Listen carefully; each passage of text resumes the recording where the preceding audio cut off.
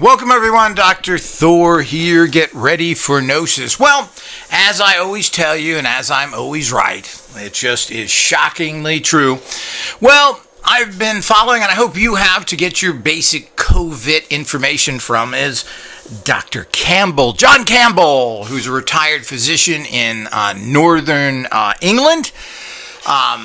And he's been out there talking about, from a doctor, he's a medical doctor's point of view, what's happening. He follows all the stuff on the internet, and he reports the information that is published on government websites to the public, and he gives his doctor review of it. And I found him to be a very honest, straightforward person. You know, he's what you would consider a good doctor, from what I can tell. He seems to be sympathetic, kind, and has good attitudes in general, and is looking at the facts, and seems to understand the corruption out there without getting too involved in it, and pointing out the facts, COVID deaths and other things, which seem to be mostly people over 85, which is interesting. But as the facts come out, he's a good source, and I do follow him consistently. He talks to people around the world, etc. So he has millions of views. He's very popular. And it's nice to see that somebody of quality, because generally people with lots of views on YouTube are the stupidest jerks on the planet. I mean, really, it's unbelievable who gets views there. But whatever. And of course, don't try and find my videos, because you can't find them in search engines of YouTube, because they are suppressing me, of course. But whatever. I'm pretty much used to that type of thing. But to show you, and I've told you how I've been harassed by the BBC, Louis Theroux, that alleged secret MI5 CIA agent, and I allege his father was, his mother is, etc., who goes on and does chop jobs on you. He acts like he's this funny guy, and then, you know, he does the funny guy stuff, and then all of a sudden he's interviewing terrorists in Nigeria. You know, this is how it's done, people. He's obviously a CIA operative, or asset, as they like to call it. They're not paying him directly. It's just that all of his success. I mean, he's a nobody, and he's gotten jobs all over the place.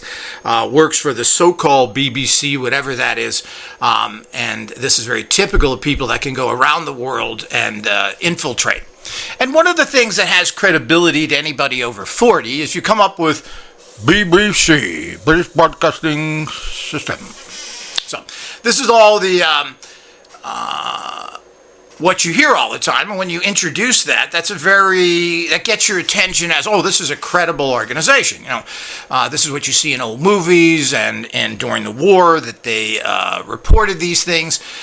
So there's a certain credibility for the BBC that certainly is not warranted. There's nothing warranted by any news agency, because they're all assets of criminal organizations. And, well, intelligence agencies are criminal organizations. But they're beholden to both. After my interview with Theroux, who we spent 12 hours of wasting my time to use 3 minutes that he chopped up trying to make me look like a fool on some UFO information, which I'm very proud of my UFO work and what I've done. What he put together to try and make me look foolish, doesn't matter to me. I could really care less. And we all know that UFOs are real now. We all know that they have ships and aliens and everything else. So to think that my experiences are just complete fantasy is such a joke, it isn't even funny. But of course, I'm always ahead of my time. So, and I've interacted with these Greys in particular and stopped them from abducting people, etc. But it doesn't matter. What he did do is try and entrap me with another interview, which I played games with him. I played games with him with the first interview as well, but that's not another point. You know, he shows up with his little Charlie Brown looking shirt on and likes to play the guitar with his Beatle haircut. It's kind of and this is how he tries to disarm people, that he's an idiot. Well, he is an idiot on many levels. He then went out and wrote a book. And by the way, I got paid for none of this. I had no idea this would take 12 hours and was pretty upset with the fact of wasting my entire day for something I wasn't making a penny with and was going to be put on a cable network show 30 years ago. And of course, this was 30 years ago. And cable networks, they have very small viewerships. So you don't get anything from that. Of course, I was then interviewed by CNN after that and other things. But none of this comes of anything because there is really no way of contacting you or getting involved, period. Especially back then when it wasn't the internet that could look you up easily. He went out and wrote a book, which I didn't make, and has an entire chapter on me on these weird weekends, calling me a Satanist, which is the biggest joke of them of all. But you got to remember, 30 years ago, if you were called a Satanist, you were blacklisted. And of course, that's what he was trying to do, of course. And of course, working directly with organized crime and criminals, I allege. So the whole idea is that here we go again. I have direct experience. And of course, he called, I'm with the BBC. So you go, oh, you legitimate. So the whole idea is they're not. The BBC, if this interview, and so was his Wild Weekends, was so out there, he should have not interviewed me because I had no credibility. But he knew nothing about me. It was a stumble-bum act to a degree. One thing led to another. He did no research. He knew nothing about UFOs and has a very negative viewpoint to it, thinking that all you see is little lights in the sky when, of course, there's huge amounts of data. But I'm certainly not going to go on international TV and show any proof of extraterrestrials so my family and myself can be murdered. That would be a really silly thing to do. So you put the information out there and you make it in kind of a jokey way, and that covers you. But the bottom line is that he then also assisted in starting an anti-group that I had that came out of England. They went over to other countries and started a fraudulent organization under the same name that I had, playing games and other things. So it's quite an elaborate CIA operation to take out my anti-hostile, and it was hostile aliens, by the way. Well, it started out as Alien Resistance Movement. It went into the Hostile Alien Resistance Movement, so people understand that it wasn't just aliens, and we mean extraterrestrials. So they were and still kidnapping, raping, and everything else of what they're doing, abducting people without their permission. Those groups have no right to do that. Plain and simple, and we helped people being terrorized from that with unique technologies given to us by friendly extraterrestrials. Well, that's the story of that. So he went and did this chop job on it. You can find it on YouTube and so forth. So it's quite an advanced and quite potent. We even showed some of our potent weapons there, but most of our technologies were not exposed. But going to that, let's talk about John Campbell, who, again, the BBC came out with and attacked him for saying certain things, making misstatements, saying the COVID figures were all incorrect, etc. And what it came down to, and get to the link below and listen to John Campbell go over the fraud that the BBC perpetrated on him. They even had the nerve to say that they talked with him about this when they never, ever contacted him.